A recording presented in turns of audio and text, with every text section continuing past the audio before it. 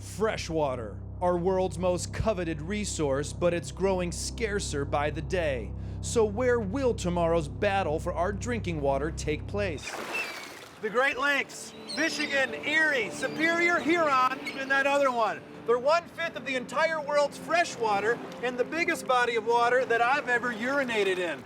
But some people say there are larger problems with the Great Lakes than my pee. I headed straight over to find out. The Great Lakes are in danger. Right here, we have 20% of the world's fresh surface water, and it's being polluted, and it has been polluted. It's created this kind of toxic cocktail that actually knocked out the drinking water for about 500,000 people. Speaking of toxic cocktail, you ever had a Bud Light Lime? No. No. No, but this is serious. It's fresh water. It's sustenance. It's what people need to live, okay? As Egan explains in his book, it's not just the Great Lakes drinking water that's under threat, it's the entire ecosystem. The biggest problem facing the Great Lakes is the idea of invasive species, foreign organisms making their way into the lakes. Like what? Asian carp.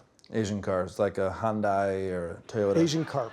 The Asian carp are a serious deal. They squeeze out other fish species, and they also jump. Like off of bridges, the Asian cars come in, or what? I'm trying to talk about carp here. Carp. Carp with a P. Got it. And for Egan, these foreigners didn't belong in the Great Lakes. We're not going to be able to get rid of any foreign species that gets established in the lake. Let's be honest. These foreign invaders, they're doing the jobs that the species that were already there in the beginning don't want to do. That's not true. They're actually taking the food away from the native species. And you want to keep it with who's already here. Yeah, I think that's important. You're the Steve Bannon of Great Lakes, basically. I wouldn't look at myself that way. Right.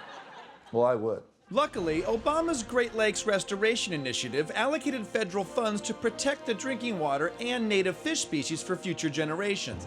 But one of the first things Trump did was try to eliminate money for the Great Lakes Restoration Initiative. He probably doesn't like that these 5 lakes think they're greater than him, right? And one of them even superior.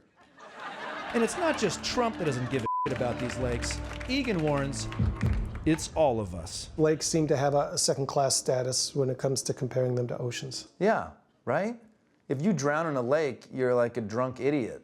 But if you're lost at sea, it's romantic. Yeah, I think the oceans tend to get a little more national love than the Great Lakes. That's right, oceans. Not only do they receive way more funding than lakes, researchers believe our brains are wired to love oceans. Plus, they're just cooler. Oceans get Pixar movies, theme parks, and even better celebrities. It's the marketing. The problem is the word lake. Dan, we've talked a lot, and it's been, frankly, nightmarishly boring for me. What is the solution? Well, the solution is actually to turn the lakes into oceans. You're goddamn right. No, the issues are pretty complicated. But if we call it the Great Oceans, now we're on to something. I don't know. Nice job. Thanks, Dan. By the way, your book, do you want it back? Because I'm not going to finish it. My mission's clear. Make people believe these endangered lakes are actually oceans. I mean, when I look out across Lake Michigan, I can't even see the other side. So who's to say it's not an ocean? It's a lake.